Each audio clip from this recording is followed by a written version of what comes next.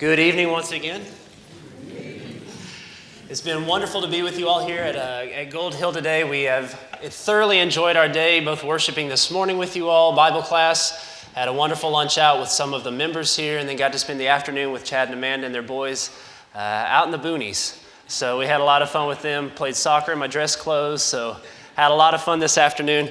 Very thankful for the time that we've gotten to spend with you here today, and looking forward to sharing with you a little bit about Cusco.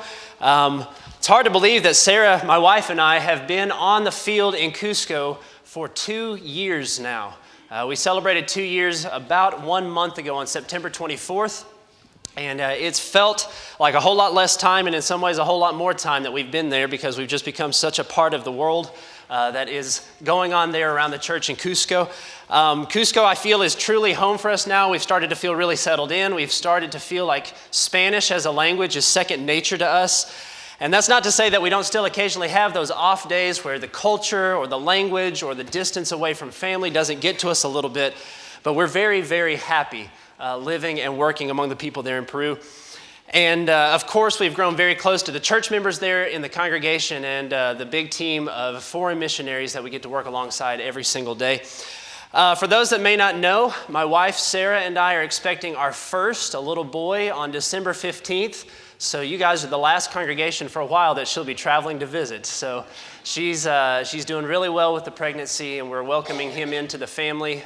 Sarah's from up in Winston-Salem area near there in Clemens, and so we've got a child that's going to be the first grandchild and great-grandchild on both sides of the family, so no pressure there on him. So I want to go ahead and get to it. I want to go ahead and let you know, and this is hard to do in about a 35-minute time period, hard to let you know all of what's gone on in a year's worth of time in just a short time together this evening. But if this evening is your first time hearing about our work in Cusco, Peru, I do want to give you a little bit of a reintroduction to what we're doing in Cusco itself. Sarah and I moved to Cusco in September of 2014, and we joined a team that had 2 families on the team at that time, and a young single woman named Corinne that was working with us as well. You see her there on the right behind the cute little baby girl. Those 2 families were part of the original team that planted that church back in October of 2010, and the church has grown tremendously. This is actually, if they were to celebrate it as a celebration, this would be the 6th anniversary today of the Church of Christ in Cusco, Peru. And the church there has been blessed with such incredible growth by God over the last 6 years. And then in September of last year, we added our 5th family to the work there in Cusco. So we've got a large group of people working hard for the church. Sarah and I get excited talking about what we can now consider our hometown of Cusco, Peru, because we live in an absolutely beautiful city. We're located, if you don't know where the country of Peru is, follow Mexico down, Central America, and stay on the west coast of South America, and you'll eventually find Peru. We live in Cusco. It's a city in southeastern Peru in the Andes Mountains, and the team originally chose to plant a congregation in Cusco, Peru, because the Andean mountain region of South America is one of the least evangelized areas in the entire world by members of the Lord's church. The Cusco city itself has about 500,000 people within the valley that houses the city. But if you go in the surrounding region, we have 1.2 million people in that area, but there are fewer than 300 New Testament Christians in all of that area. So imagine, on a Sunday morning, we have 400 roughly here on occasion. There are 300 in the entire province of 1.2 million people. There are many that are very, very tender-hearted and seeking the truth. The harvest is ripe in Cusco, but the workers are very few. As I've told many of you so far, we are at an elevation in Cusco of 11,500 feet, so we are twice Denver. That means the oxygen's 40% less there, so when we touched down at sea level, that first flight on the way home, Sarah just breathed the first big breath of air she could the entire pregnancy, and it felt wonderful for her. But we're at 2 miles high there. We live in an absolutely beautiful city that's surrounded by breathtaking mountains. We've got a historical downtown area that's got Spanish colonial cathedrals and architecture and cobblestone streets. Still have some of the ancient Incan architecture preserved from 500 years before. We have impressive cathedrals all around the city square. Culturally, Cusco itself has one of the most well-preserved indigenous cultures in the entire world, with the people that speak Quechua there. And the primary language in Peru is Spanish, but many people, as you see this woman here, Some of the more indigenous people, about 8 million of them in the country, still speak a secondary language called Quechua. Now religiously, because that's important in mission work, religiously 80% of the people of Cusco claim to be Catholic as far as their religion, but many people mix in some of the ancient beliefs from their Inca heritage into their Catholic religion. There are nearly 2 million tourists that come through Cusco almost every single year to visit what's been considered one of the new 7 wonders of the world, just about 45 miles northwest of Cusco, called Machu Picchu. And I've been told that the llamas there aren't actually native. They ship them in because that's what the tourists expect to see. But nearly 2 million people come through and stay in Cusco during their visits to Machu Picchu every year. But obviously, beyond all of this, the most important aspect of Peru itself is the food. We eat very, very well in Cusco. And if you get to come down on our medical mission campaign that I'll tell you more about in a minute, or another trip to Cusco as a tourist or as a campaigner, we promise that we'll make sure you eat well too. But with all of this rich culture, this heritage that is a part of the society there in Cusco, this wonderful food and all that goes with it, there are still so many people in Peru and specifically in Cusco that live in poverty. So now that we've had a short reintroduction to Cusco, oh, one more thing about food. There's the other food. Now that we've had a little bit of an introduction to Cusco as a city itself, I want to let you know about what's been going on in the church there for the past year. And first off, and I mentioned this specifically 2 years ago when we first got to visit with you, but one of the most important things to remember about what we as missionaries do in Cusco is that we approach everything that we do, even on a daily basis, very strategically and very intentionally. So from day one, the work in Cusco has been guided by 5 overarching goals. And what I want to do today is I want to briefly outline those 5 goals that guide the overall Cusco work. And then I want to tell you a little bit about how we've made progress toward those goals during this last year. Those goals of the Cusco work are these. Number 1, we want to bring the lost of all socioeconomic classes to faith in Jesus Christ, obviously. But our focus is to target middle-class heads of households. But why? Because we want to reach whole family units that could come in and impact the city and provide a strong foundation for the church into the future. Goal number 2 is that we eventually want to incorporate these believers into a dynamic congregation that's self-sustaining and that has between 300 and 500 members in that first congregation. Number 3, and where we'll spend more of our time this evening, one of the most important, we want to raise up national leadership. That means local Peruvian leadership composed of elders, deacons, evangelists, ministry leaders, teachers. We want to make sure that there is someone there to lead the church into the generation after the missionaries are gone. Goal number 4 is that we plan specifically in the cultural and societal context of Cusco, Peru. We plan to secure a permanent church building that's attractive to all classes of people, and it needs to be at an accessible and centralized and very well-known address in the city so that the local people can begin to take notice. Goal number 5, and this one's very exciting for us, at an appropriate time, before our entire team leaves the field and returns to the United States or wherever we may go, we plan to empower and to help the local Peruvian members to plant another congregation of the Lord's church within the city. So those are the 5 goals in a nutshell. And what I want to do now is I want to go goal by goal and let you know how we've made progress toward those in the last year. Going back to our list, goal number 1. Goal number 1 focuses our team on attracting whole families to the congregation. The neighborhood where we currently rent our facility is called Magisterio, and since we have moved to that location about 2.5 years ago, we've started noticing an influx of whole families coming into the work, and that's something that we have been praying for so long because, as you guys know, having whole families can provide a solid foundation upon which to grow not only to self-sustainability but to self-leadership as well in the congregation. Something that we've been praying about for a long, long time. And obviously, we still try to reach out to people of all classes, of all types, of all walks of life. But we need a strong foundation of families to be able to support that congregation, both financially and spiritually, long after the missionaries, our mission team of foreigners, are back in the United States. And I want to introduce to you really quick 3 families that have really made an impact in the work in Cusco, the church in Cusco, over the past year specifically. The first of those is the Haas family. And you've got Andres and his wife Magali, and they started visiting with us middle of last year, middle of 2015. They're actually from the country just south of Peru called Chile, and they're an amazing, dynamic couple. They've moved to Cusco because of Andres' work, And they're one of those couples that's already started to make a huge impact on the Bible study group that they both attend. And Magali herself is one of the warmest, most caring individuals I've ever had the opportunity to know, and she always makes you feel like you're old friends every time that you're around her. Second of these families is the Drosos family. And from the second that they walked in the door that first Sunday morning this past year, I was so highly impressed with them. And I remember that day specifically because I was preaching that morning, and it's a whole other thing to preach in Spanish. But I was preaching that morning, and the three of them, the mother in the shades there and the two younger girls, they walked into the door that morning, all with their Bibles tucked away right here in their hands. When they sat down, I finally got up in front of the crowd and started preaching that morning. I remember they were flipping to every single scripture, taking notes the whole time. Just like the Bereans in Acts chapter 17 that we read about, they were searching the scriptures to make sure I wasn't trying to pull one over on them from there in the pulpit, to make sure that what I was saying was the truth of God's word. And that's the kind of people that these three are. They moved to Cusco for Sophia's work. She's the manager of a brand new Hilton hotel there in Cusco with the booming tourism industry. And they're a family from the country of Colombia in the northern part of South America. And they're going to be an incredible asset to that congregation going forward as well.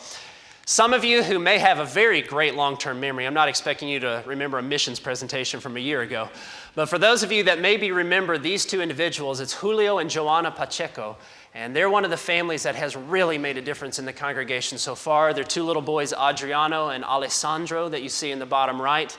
He's like the Tasmanian devil. He's wonderful. Sarah and I have the distinct privilege of getting to visit with them once a week because we have a Bible study group that meets in their house every single week. And what's been incredible is during that time, Sarah and I helped to start that group. I was doing the lessons on the front end, but slowly and surely I turned that leadership, that responsibility over to Julio. And since he took over, we started out with just the two of them and the two of us, but since he's taken over, we've grown that group to 12 people, and that's all because he's taking the time to evangelize with his friends, his family members, the people there in his apartment complex. And so we're really looking forward to what these people will be able to do for us in the future as well, how God is going to be able to continue to bless us with that. Now, as a whole, the church in Cusco, when we planted it 6 years ago in October of 2010, the very first people that God was bringing to the church in that moment in time were a lot of single people, a lot of people that were disconnected from their families, their friends, from the community as a whole. And obviously, we welcomed them into the church with open arms. But what we're starting to see now, and this is a wonderful transition as well, is that God is also blessing us with these whole families that are starting to come into the church and are going to provide that stability and that long-term leadership potential that's going to carry this church into the next generation. Because I'm talking about as fast as an auctioneer, we're going to go on to number 2 here. Goal number 2, specifically, we want to take those whole families that we're trying to attract into the church, and we grow the church into a self-sustaining congregation of at least 300 members. And we all know that numbers aren't everything when it comes to planting a new congregation, but they are a healthy indicator of growth in a church. Back in October 24th of 2010, the very first Sunday, the inaugural worship service of the congregation in Cusco, we were just blown away. 250 plus showed up for that inaugural worship service 6 years ago. But then the very next Sunday, as my teammates would tell it, only 30 came back. So we kind of got a reality check right then the second week when 30 people came back. But what God has done is he has started with that original group of about 30 visitors.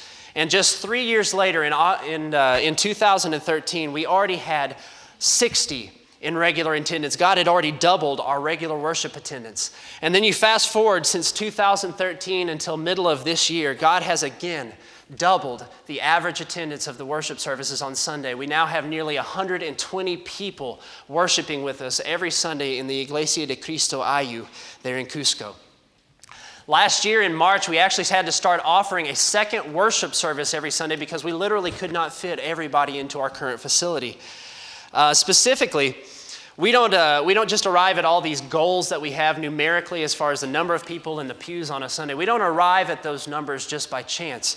We have specific monthly, weekly, and even daily systems in place to make sure that we're reaching those strategic goals we have for membership and for the number in attendance. We specifically have a program, a ministry that we call our assimilation team. Some people here in the States call it our visitation teams or those kind of ministries. And that's spearheaded by the young single woman that's on our team named Corinne, and she's done a fantastic job making sure that we're keeping track of all of the people that come in as first-time visitors, second-time visitors, and third-time visitors, so that we can specifically and individually follow up with each of those people. And we have a group of our Peruvian members that are also on that team, and what they do every week is they take a look at who were the first-time visitors that previous Sunday, and because we can actually do this in Cusco, it's a lot of walking that can be done. We hand deliver gifts to the houses of each of those people that came to church for the first time that Sunday. Our goal, obviously, is to lead those people from being a first-time visitor, just walking in the door that first Sunday, to coming back a second and a third time, and eventually getting into a Bible study with the goal, ultimately, of baptizing them into the Lord's church as a member of the church. We pay special attention to our visitors so that we never let someone walk into the door without being personally and individually greeted. Now, over the 6 years of life of the Cusco Church, 110 people have put on Christ in baptism, including 19 so far this year.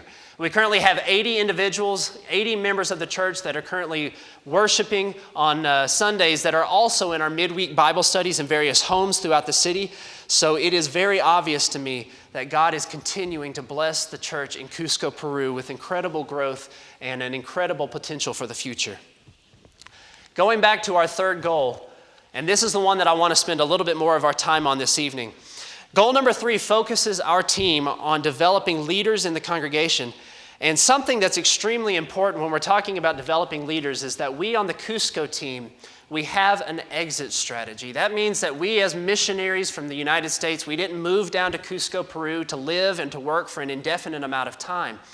We believe that if we were to go down and to do everything for the Peruvians and to live there and work there indefinitely, then we would be creating an environment where the Peruvian members would become dependent upon us as missionaries for spiritual and financial survival.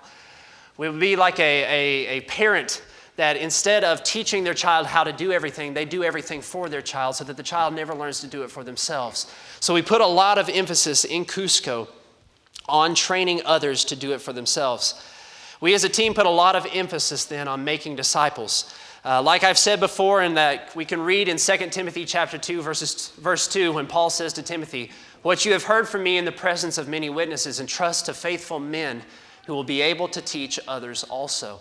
We want to be able to teach men and women there so that they can also teach others, and so on and so on and so on, long after we as American missionaries are back from Peru. Talking about those future leaders in the church, some of you may also remember I showed a couple of videos to you in our presentation last year of some of the young leaders that we have coming up in the church. Specifically, I showed you a video of these 3 individuals here, one of Elvis and his wife Yolanda on the left, and one of their friend Percy on the right. And we love these 3, and what we have done is that these 3 are now, they finished a formal training program with our mission team, but are now in a 4-year, very rigorous ministry and theology training in the Baxter Institute in Honduras, the Baxter Institute of Biblical Studies. And so they're about to complete their first year, which is kind of sad for Sarah and me because we're great friends with them, and they're going to be back visiting Cusco while we're back in the States. We're here for a good reason. We have a baby on the way. So, but these 3 are about to finish their very first year there at the Baxter Institute. And they feel so indebted to all of you as their supporters, their brothers and sisters in Christ, half a world away, that the couple, Elvis and Yolanda, and then Percy, have each written you letters that they wanted me to share with you really quick. So I'm going to go ahead and read you the letter first off from Elvis and his wife, Yolanda. And Elvis says this: "Hello, brothers, and greetings from Honduras. I want to thank all of you for your continued prayers and support of my wife, Yolanda, and me with our studies at the Baxter Institute. We will complete our first year of 4 in December, and every day that I wake up at the school, I thank God for this opportunity." He says, "A typical day for me here at Baxter starts with academic classes at 7:30 in the morning, and we have our daily devotional together at 10 a.m., 2 more hours of classes, then lunch," and I'm sure she oversaw him when he wrote this, "which my beautiful wife prepares for us in our dorm room.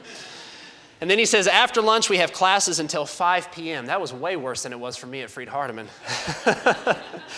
He says, "This year, some of the classes that I got to take were General Introduction to the Bible. It's taking English, Biblical Interpretation, books of history, homiletics, major prophets, public speaking, and poetic literature. He says, my favorite classes were geography and Bible customs and personal evangelism. He says, I think one of the ways I've really grown here is I feel like I'm constantly in prayer and in personal Bible study. My wife, Yolanda, was a fairly new Christian when I came to Baxter, and being here has helped her to grow so much closer to God in an intense way.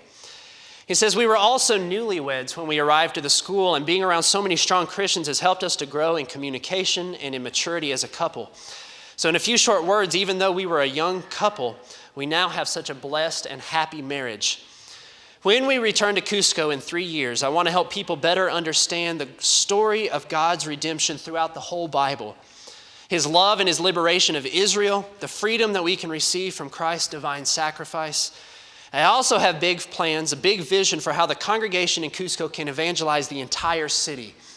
I believe that the gospel has to transform you from within, from your heart. Then you cannot help but take that message to everyone around you. Helping our congregation to do this in Cusco is a big dream for me, but more than this, he says, I believe it's very possible and achievable. He says, when we return, Yolanda, my wife, is so excited to develop our children's ministry. And because of some of the classes she's taking at Baxter, she has a big passion for teaching children and a lot of specific ideas for how we can make the program larger and more organized. As I close my letter, I want to say that every day I continue here at Baxter, I realize more and more that God has so many purposes for all of us.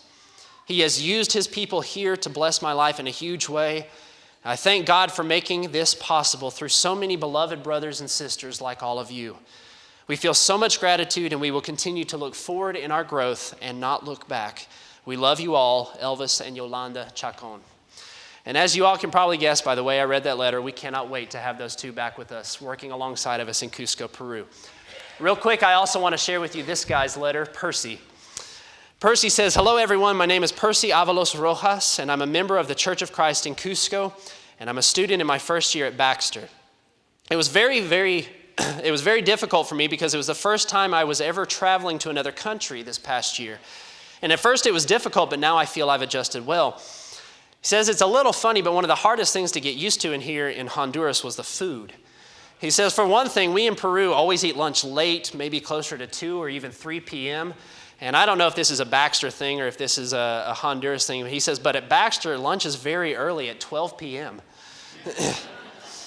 He says, also, the food from my country is very unique with lots of types of dishes and sauces and spices, but here in Honduras, I had to get used to eating rice and beans and tortillas over and over and over again. And he says, thanks to God for helping me adjust to this. He says, my favorite classes this year were books of history, biblical interpretation, and major and minor prophets. I found that I really enjoyed learning about Jewish history and culture, and I hope to bring this into my preaching. One thing I've loved this year, apart from the classes we take during the week, is that on Saturdays and Sundays, all of the students have assignments where we go to different congregations all over the country to preach and to help out. And this allows us to put into practice what we're learning in the books. He says, sometimes I travel as far as 3 hours to be with a congregation on the weekends. He says, I feel like I've developed a lot as a minister here already. They don't just teach you in classes, but you also get to work on your preaching with mentors. And I feel that my preaching delivery has greatly improved. And what's great is that everything we learn at Baxter is focused on the question, how can I use this to serve others and to serve God? When I return to the church in Cusco in 3 years, I can't wait to really invest time with all of the members, and I want to help us find the right people to serve as leaders in all of our ministries, the home Bible studies, evangelism, preaching, song leading, etc. My vision is that we as a congregation can become part of God's plan to go and preach the word to every creature. Along with that, I envision that we will become known as a congregation that plants other congregations. I want you all to know that none of this would be possible without your help. He says, you are God's hands to me. And he has continually cared for me this year through your love and support, and I sincerely give thanks to all of you, my spiritual brothers, for the spiritual and material care that you have given us. Sincerely, Percy Avalos Rojas. And I believe with all of my heart that these three will be absolutely unstoppable when they get back to Peru in about 3 years. Elvis and Percy preaching and leading worship on Sundays, the three of them teaching classes and doing Bible studies, leading that congregation into the future. So it's going to be an exciting new chapter in the life of the church there in Cusco.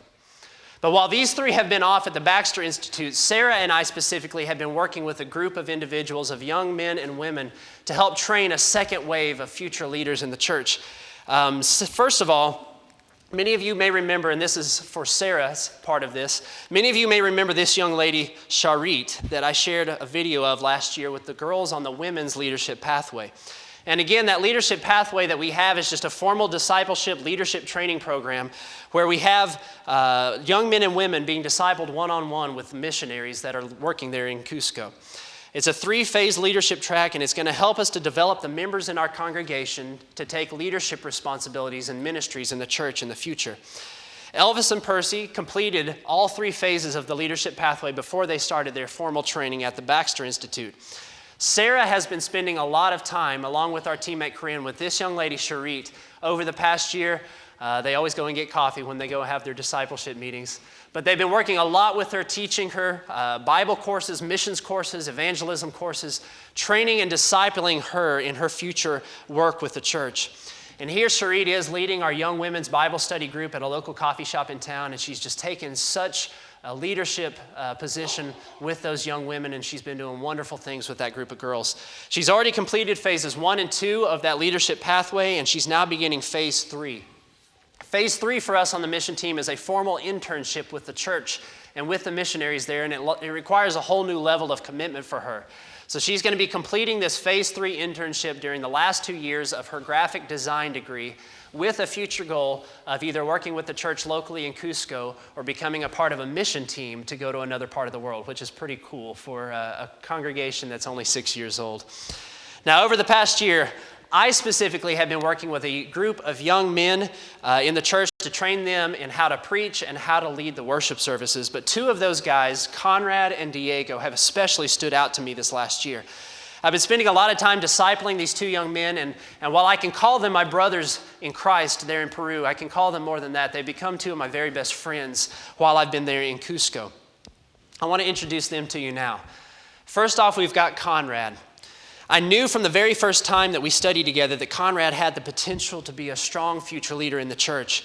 He was one of those rare people who had a mix of wanting to have an open heart, but still wanting to have a deep desire to understand the Word of God, to rightly divide the word of truth, as Paul says to Timothy. So after studying the Bible with him for a few weeks, Conrad put on Christ in baptism the very same night that his mother and sister were baptized. And so we all there in Cusco rejoiced with the angels in heaven. They had studied with Sarah for several weeks, and I with Conrad for several weeks. And once again, God had brought a whole family to be a part of the work there in Cusco, a part of the church in Cusco.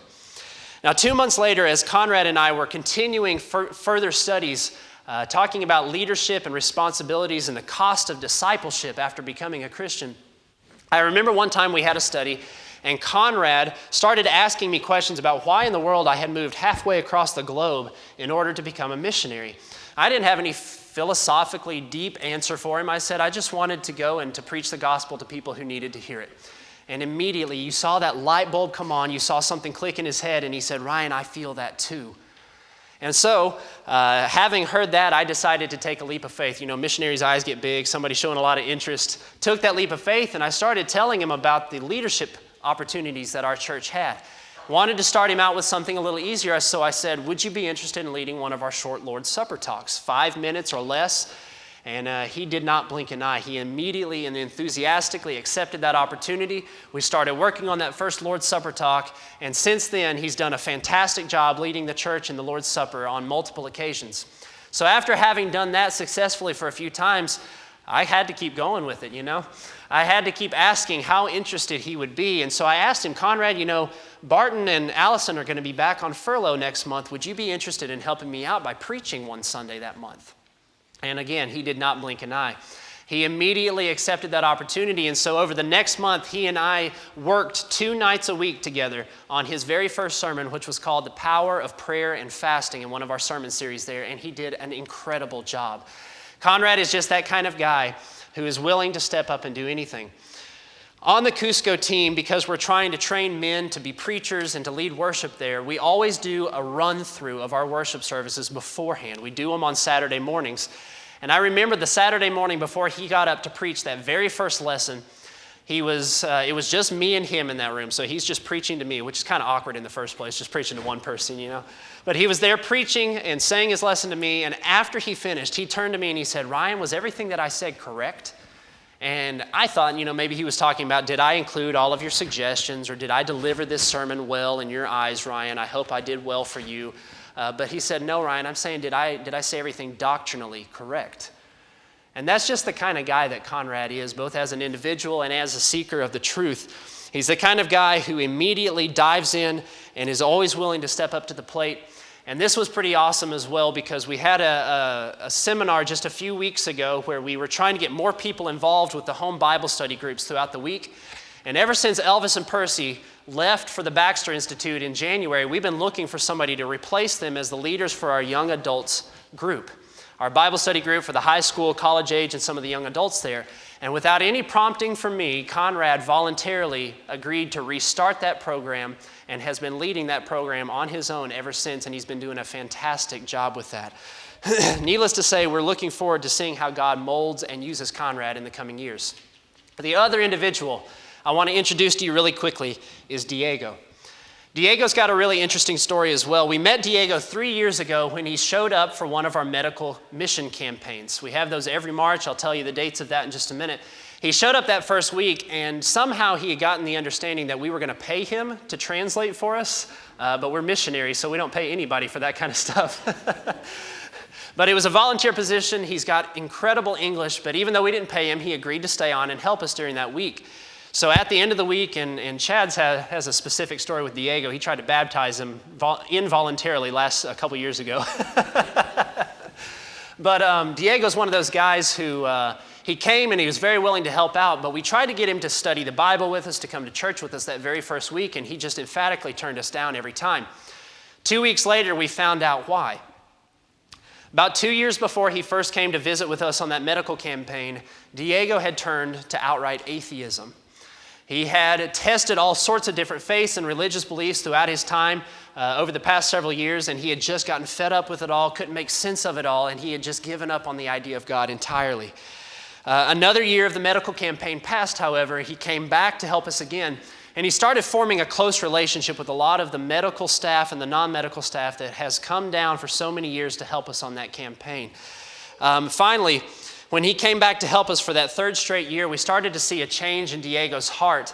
And so at the end of the clinic that week, he decided he started to need to give this idea of the church, of Christ, a little bit more of an investigation. So he started studying with our teammate Gary Reeves, and by the end of that first series of studies over the next few weeks, Diego put on Christ in baptism, and he has not looked back since. I began working with Diego specifically one-on-one earlier this year. And he has now preached for us on multiple occasions. He actually preached this past Sunday. He's consistently leading excellent Lord's Supper talks. And while we obviously don't have a clown ministry in our church there in Cusco, he's a fantastic worker with children. He does a great job with our children's program. He's been a huge asset working with the kids in the program there. He's a very talented writer, so every time he steps up into the pulpit, we're always excited to see what he's going to bring into the table. So needless to say, these three, if you're praying for anybody that I talk about, pray for Elvis and Percy and Yolanda that I mentioned a minute ago, and then pray for these three young men and women that are really stepping up into the responsibilities that we're asking of them in Cusco there. As we close, goals number 4 and 5 will take a little bit less time, but I wanted to go back to goal number 4, because goal number 4 is all about establishing the congregation, the Cusco congregation in the city. And we want to do that by using an approach that's been highly effective all across Latin America, and that's securing a property for the church and building a permanent facility for them to worship in. Over the past 6 years, the church in Cusco has been richly blessed by God with incredible growth, and as you can see, we're on our way to being packed to capacity almost every single Sunday morning. We're on our way to achieving goals number 1, 2, and 3, and so our next phase, our next step looking to the future, is starting to plan for that future building, securing a location so that the Cusco church has a place to call home. We're currently packing the auditorium to capacity nearly every Sunday, as I said, and so we have to start preparing for that next step, which is a permanent, larger facility so that the Cusco church can continue to have God's blessing of growth into the future. Planting a large established church is absolutely vital in the Latin American cultural context, and a huge part of that is securing our own facilities so that we can have people in the community that'll start to take notice of us as a church so that we can reach the people in the community around us. There are dozens of documented cases of congregations, newly planted mission churches all over the world that either met in houses or they worshiped in temporary rented facilities like the one we're in now that have long since disappeared off the face of the planet because of a lack of permanence. What I don't want to do is I don't want to go back to the Cusco congregation to try to visit 30, 40 years from now and find a congregation that's long since disappeared from a lack of permanence. And securing our own property there and a place to call home is a key to our longevity in Cusco. So we know that securing our own church property and our own building is going to require time and money and a location that fits the vision that we have for the church there in Cusco. And obviously we're working in a third world country. Average minimum wage is a little bit under $250 per month. So our members don't have the financial resources to be able to complete this project on their own. However, I think this is so important. Our goal for the church there is to have 100% participation by the members in that goal. We know that having 100% participation means that each and every one of the members of the church in Cusco is committed to giving sacrificially toward this project over the next 2 to 3 years until we reach that goal. For months now, our church has been dedicating themselves to prayer and to fasting, just like the first century church did 2,000 years ago. And our mantra, as you can see there at the bottom in the congregation for the last several months, has been that this church building is not the end game. It's just the beginning. The church building is simply a highly effective tool that we're going to use to reach the city of Cusco with the gospel. So now that we've reached this exciting milestone in the Cusco work, we need the help of our supporters. We need your help. Coming up in just a few short months, and I know this is a little early to be putting it on the calendar, but I wanted to extend a formal invitation to each and every one of you. On January 7th, 2017, our mission team, along with the Warner's Chapel Church of Christ, Sarah's home congregation up in Clemens, North Carolina, we're hosting the Friends of the Cusco Church North Carolina breakfast event. And this event is going to be for the benefit of the church there in Cusco to help our brothers and sisters in Christ there to secure that permanent location and to build that building. Breakfast will be served. We'll obviously enjoy a time of food and fellowship together, and I'll tell you a little bit more about that goal number 4 that we're trying to achieve right now in the work in Cusco and how you can get involved. And so we're looking for the financial support of hundreds of our supporters and the members of the congregations that support the work in Cusco. So if you are able to join us for that breakfast event on Saturday, January 7th, please come up and join us. If, however, you can't make it up there and you'd like to be a part of that financially, please let Chad or one of the elders here know, and we can get you some information about how you can be involved in that as well. And finally, as we close, goal number 5.